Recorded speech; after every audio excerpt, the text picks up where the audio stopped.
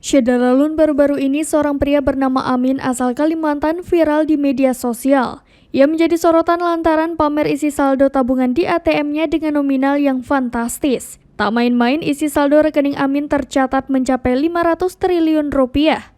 Bukti nominal fantastis itu terlihat dari buku tabungan yang ia pamerkan. Amin mengaku bahwa tabungannya itu berisi ratusan triliun yang telah disahkan oleh pemerintah setempat. Terlihat sebelum tabungan tersebut berisi nominal 500 triliun rupiah, saldo Amin kurang lebih sebesar 250 miliar yakni 249.693.680.000 rupiah. Lebih lanjut, pria parubaya ini juga mengajak siapapun yang ingin bertransaksi dengannya untuk datang menemuinya. Tak terkecuali Amin menantang menunggu kedatangan Presiden Jokowi.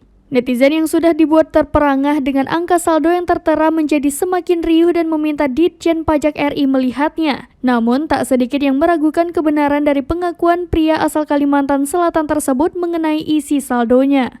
Hingga berita ini diturunkan, belum ada tanggapan dari pihak terkait mengenai saldo rekening yang viral tersebut.